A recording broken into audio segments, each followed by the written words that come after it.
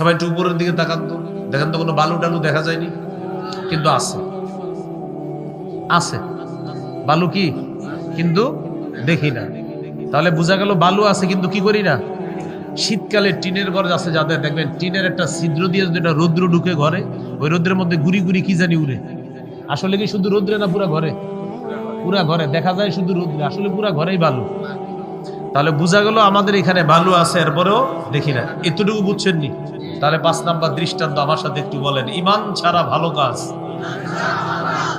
উঠতে থাকা, অদেখা, বিক্ষিপ্ত ধূলিকণার মতো।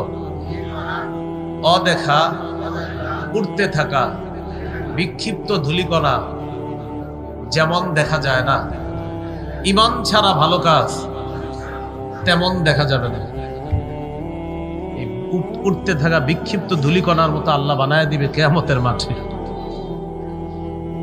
সূরা ফুরকানের 23 নম্বর আয়াতে আল্লাহ বলেন, ওয়াকাদিমনা ইলা মা আমিলু মিন আমালিন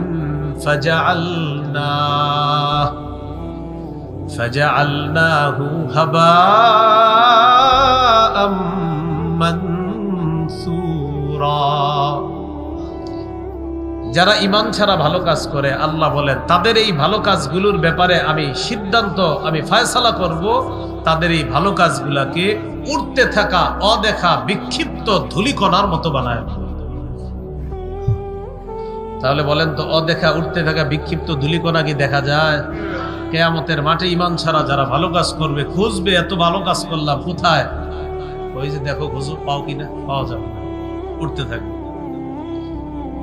এই হলো আজকের প্রথম আলোচনা। 1 নাম্বার আকীদা কি? অশুদ্ধ আকীদা। এই অশুদ্ধ আকীদা নিয়ে 10টা 20টা হসপিটাল বানাইলেন, ভালো কাজ করলেন মাশাআল্লাহ, কিন্তু আপনার এই ভালো কাজের কোনো মূল্যায়ন থাকবে না যদি ঈমান না থাকে।